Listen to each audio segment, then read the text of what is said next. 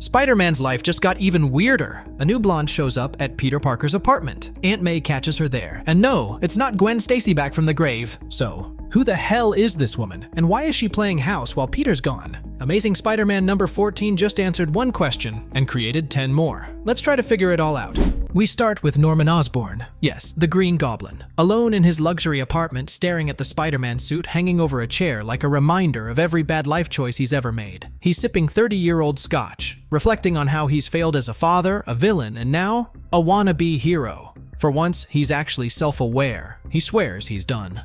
Spider-Man no more. Of course, that promise lasts about 10 pages. Meanwhile, Ben Reilly is pretending to be Peter Parker, showing up to his job, covering his shifts, while Janine tears through a casino full of human traffickers wearing one of her magic masks. And these two? They're flirting mid-carnage. "You're gorgeous, babe. We done here?" She's just stolen $1 million from a crime lord's vault, then tells Ben she only cares about what's inside, meaning him, not the cash. It's supposed to be romantic, but it reads like a Hallmark movie crashed into a Tarantino film. Next, Norman Osborn storms into Peter's workplace, interrupting a quiet lunch between Ben Reilly, posing as Peter, and his boss, Myra Osmond Hamilton. Norman's there for business, but Myra instantly bristles, telling him to back off her employee. While she's distracted by a phone call, her son's school on the line, Norman leans in close to Ben. He's not testing him with trivia. He's calling his bluff. Norman says his car is outside, that they need privacy. Ben tries to brush him off with a smirk. "I've got a croffle coming, Norm." That's a croissant waffle. Not missing it. That's when it happens. Norman's eyes narrow. The mask slips. "It's over, Ben. We're done playing pretend." Both men freeze, each realizing the other is faking it. Two imposters staring each other down. Norman doesn't expose him, though. Instead, he warns him. "Let Parker go, or I'll have 47 harassment suits drawn up within the hour." Classic Osborn power move.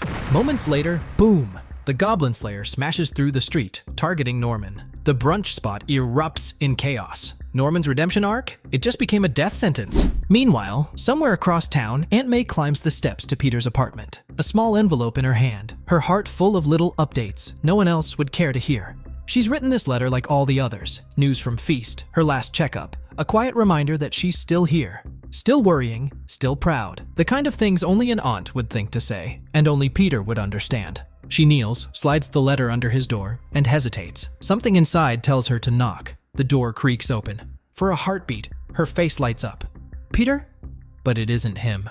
A blonde woman stands there. Hair loose, oversized shirt, the picture of someone who clearly belongs in that apartment. She smiles, warm, nervous. "Hi, I'm not Peter." Obviously, May stammers, caught between apology and confusion. The woman, though May doesn't know it, keeps talking, trying to fill the silence. "You're Aunt May, right? He talks about you all the time. It's the kind of lie told to protect someone's heart. And it works, almost." May hands her the letter and whispers, "Would you see that he gets this, please?" Her voice trembles at the edges. Years of patience, love, and distance packed into every syllable. As she turns to leave, she murmurs, "Tell him his cousin Gregory passed away. He should call sometime outside." Her footsteps echo down the hallway, slow, uncertain. Inside, the illusion fades. The blonde's face shimmers away, revealing Janine beneath the disguise. She exhales, guilt heavy in her chest. "I tried, Petey. Sorry." The camera pans down to the floor, a small stack of unopened letters, each one marked with the same name, Peter.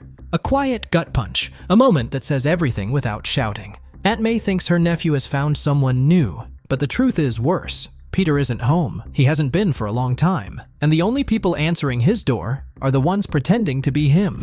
Meanwhile, Norman Osborn suits up again, so much for quitting, and faces the Goblin Slayer head-on.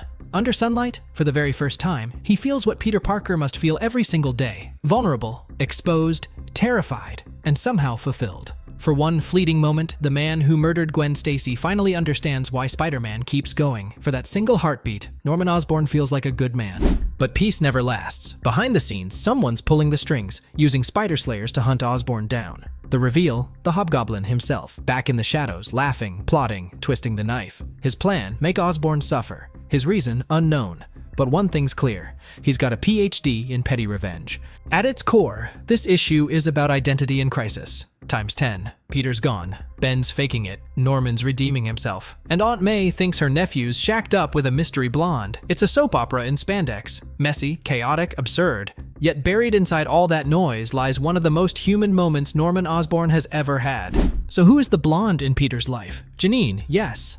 But to Aunt May, she's a symbol of how much Peter's changed since we last saw him. Is this Marvel setting up a new relationship twist or just trolling us with more clone drama? Drop your theories below, and don't forget to like, subscribe, and ring that bell for more chaos from the Spider-Verse.